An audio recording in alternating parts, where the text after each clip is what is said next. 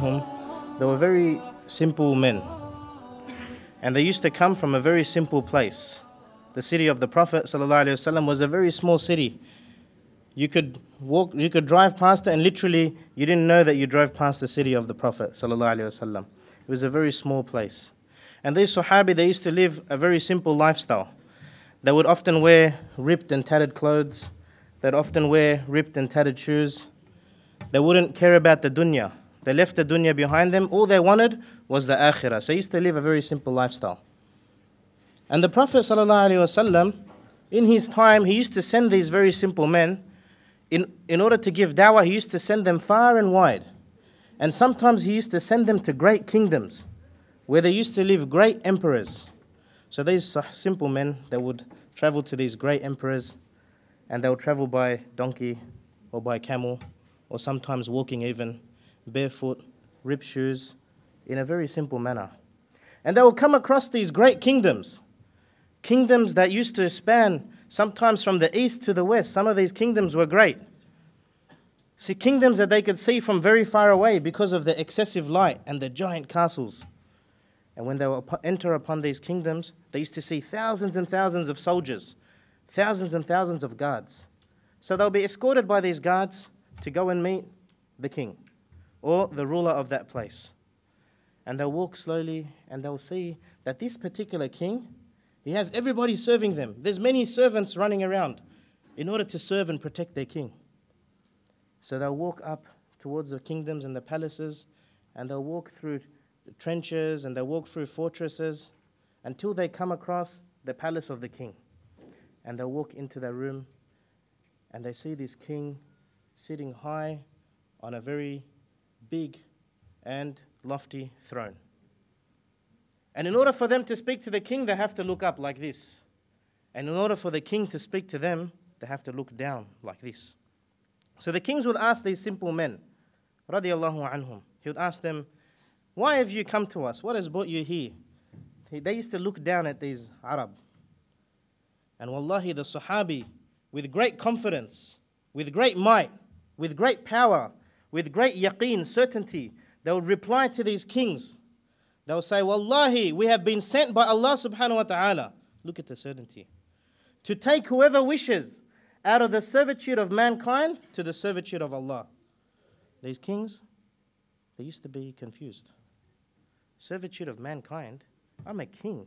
Everybody serves me. Why are you saying this to me? Then they will reply to them and say to them, and we have been sent by Allah to take you out of the tightness of this dunya to the expansion of Islam. The king would be confused again. What are you talking about, tightness of this dunya? Haven't you seen I own most of the land? I literally own the east and the west. And then the Sahabi used to reply to them, and we have been sent by Allah, and this is our topic for today, to take you out of the oppression of mankind to the justice of Islam, to the justice of Allah subhanahu wa ta'ala. And again, the kings, they used to be confused. Oppression, mankind, I'm a king, I'm a tyrant, I'm a ruler, nobody oppresses me. In fact, I have the ability to oppress others. So the question here today, my dear beloved brothers and sisters in Islam, is what gave the Sahabi the confidence to go up to these kings, these simple men, to go up to these great kings and to speak to them and have the certainty that they and what they carry with them, al-Islam, it means true justice. And the answer to what gave them this certainty, this confidence, this power, is one ayah. One ayah in the Quran. One ayah so great that even today, when the UN opened up a law library, even today, the kuffar, when they opened up a law library, and it's meant to be the pinnacle library in the West, and they wanted to come up with a symbol of justice to put on the wall, something that symbolizes justice. And they had all these books to choose from. They had the Hindu books, the Persian books, the Greek mythology books, they had democracy books, secularism books, communism books, socialism books. They had all these books to choose from. But they couldn't go past one ayah in the Quran. One ayah. In which Allah subhanahu wa ta'ala says, Ya ayyuhal ladhina amanu. O you who believe. Kunu qawwamina lillah.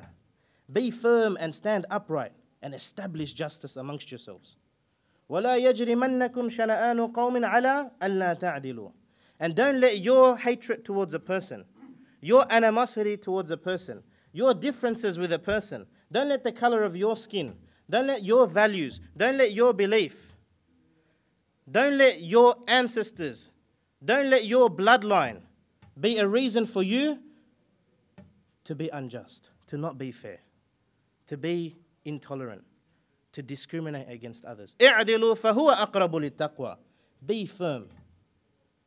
Be just. For verily that will bring you closer to Allah subhanahu wa ta'ala. So our topic today is justice. But when you want to understand justice, what do you have to understand? You have to understand its complete opposite, its extreme opposite. Because you can't understand justice unless you've seen the other side. You don't know what up is until you know what down is. You don't know what left is until you know what right is. You don't know what feeling good is until you've really felt bad. So when the ulama describe to you justice, they say to you justice is the opposite of oppression. And oppression is defined in two ways according to the scholars of Islam. Now I'm going to define for you one way, the one way they describe to you what oppression is. And bi'idhnillahi ta'ala, later on we can describe the other.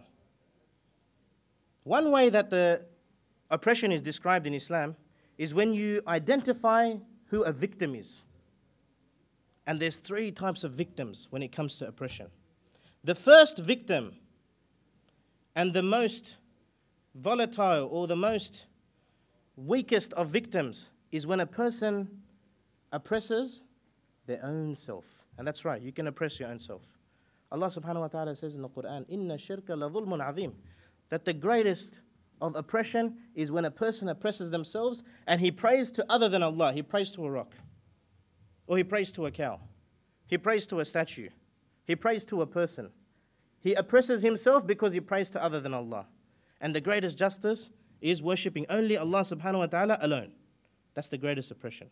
Another way you can oppress yourself is if you do haram actions, if you go against the boundaries of Allah. He says, وَمَنْ يَتَعَدَّ حُدُودَ اللَّهِ فَقَدْ ظَلَمَ نَفْسَهُ. Whoever goes against the boundaries of Allah, then verily they have oppressed themselves. So the first victim, your own self. The second victim, when it comes to any type of oppression, is when you oppress any other human being, whether they're Muslim or whether they're non-Muslim. Islam doesn't differentiate in this matter. Whether they're Muslim or they're non-Muslim. In fact, that ayah, it was revealed about the non-Muslims. You, as a Muslim, are not allowed to oppress someone. Psychologically, you're not allowed to oppress them. Financially, you can't oppress them. Physically, you can't oppress them. And socially, you can't oppress someone. As for psychologically, you're not allowed to humiliate people. You're not allowed to play mind games with them. If there's someone younger than you, you can't manipulate them.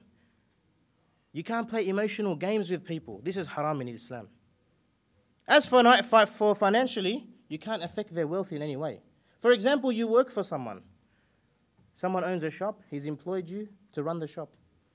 If you go late to work every day and the owner doesn't know, what are you doing? You're oppressing him. Why?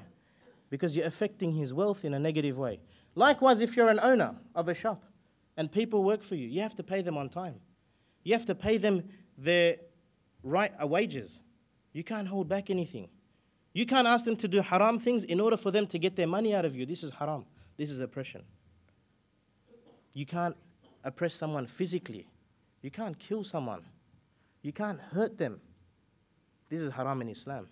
You're not allowed to deprive a person from water, food, medicine, education.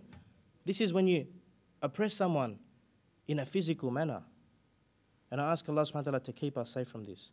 The Prophet ﷺ says, كُلُّ الْمُسْلِمِ عَلَى الْمُسْلِمِ حَرَامٌ مَالُهُ وَدَمُهُ وَعِرْضُهُ حَرَامٌ عَلَيْكُمْ. That everything when it comes to a Muslim is haram for you. His blood is haram for you, meaning his physical health. His money, his wealth is haram for you. And his status is haram for you. You can't defame someone.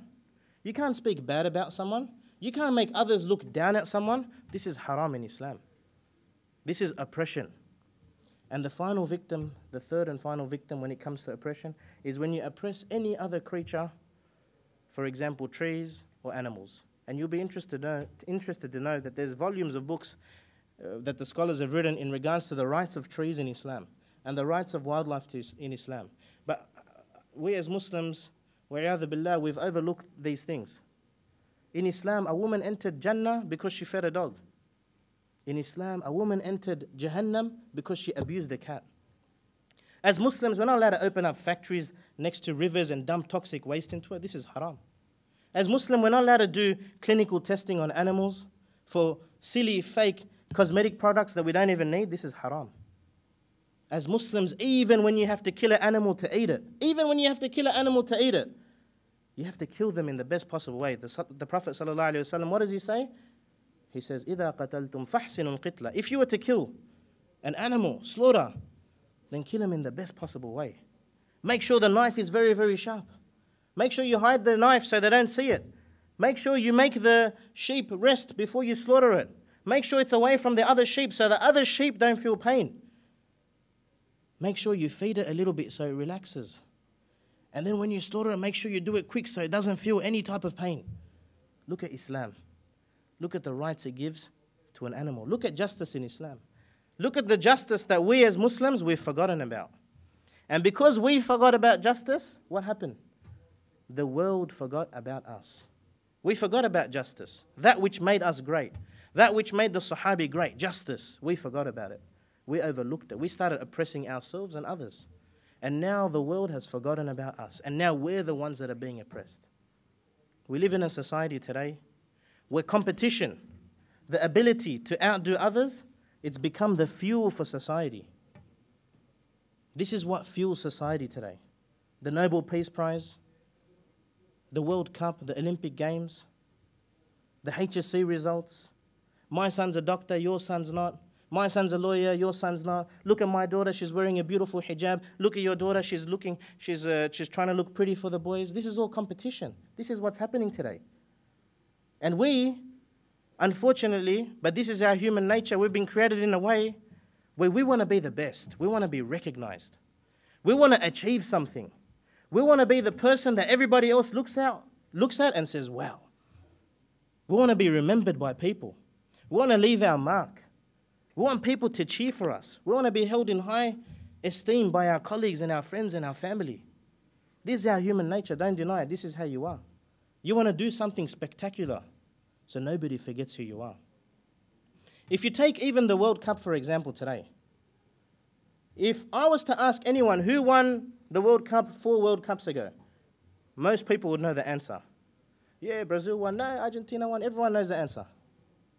But if I was to ask them who won best and fairest, the person that played the fairest, didn't hurt anyone, played by the rules, nobody will be able to answer.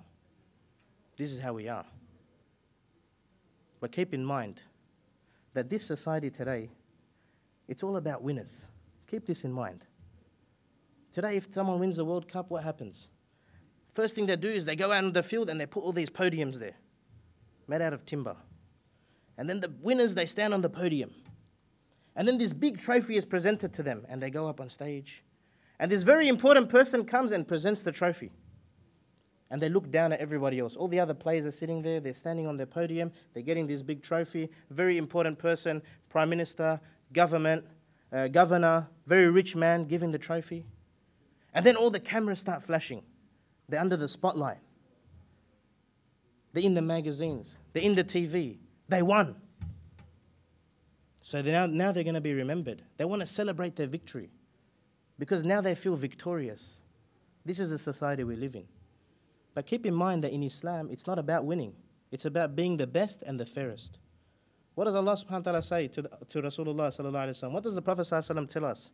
He says, إِنَّ الْمُقْسِطِينَ عَلَى مَنَابِرِ النُّورِ. That the ones who are the best and fairest, not just in soccer, in life, they will stand on podiums as well on the day of judgment. Not the ones that won, no. The ones who were the best and fairest, they will stand on podiums on the day of judgment. And this podium, it's not made out of timber, no. It's made out of light. Manabir an-nur. And who supplies this light? Allah subhanahu wa ta'ala. They're better than the World Cup people. They had lights flashing on them. These people are so good, they're standing on light itself. Light supplied by Allah. And who's the dignitary that comes and gives them the trophy? Who's representing? Who's representing them? Who's the dignitary that's coming and giving them the trophy? Allah subhanahu wa ta'ala himself, the greatest dignitary of all. They stand next to Allah subhanahu wa ta'ala. And do they stand in front of a stadium full of people? No. They stand in front of the rest of mankind. These are the people that play fair and they establish justice.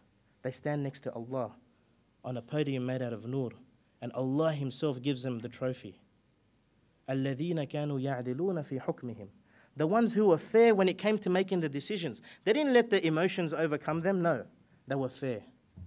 وَفِي أَهْلِهِمْ. They were generous and kind to their family. They were soft and humble with their family. وَمَنْ وَلُّوا.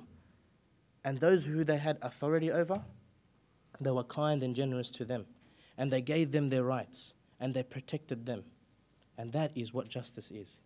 So bi'idhnillahi ta'ala, my dear beloved brothers and sisters in Islam, forget about winning in this dunya, no. Don't worry about winning. Just play fair and just. Live your life according to the Quran and Sunnah. Give everybody their rights. And give yourself your own rights. And bi'idhnillahi ta'ala, if you follow this, then on the day of judgment, you will be remembered, but forever. You will be remembered in Jannah. You will be remembered and you'll be standing right next to who? Allah, and that is true victory, and that's when you really become victorious. So I ask Allah subhanahu wa ta'ala to make us of those who establish justice. سبحانك اللهم وبحمدك واستغفرك واتوب اليك انك انت التواب الرحيم. جزاكم الله خير والسلام عليكم ورحمة الله وبركاته.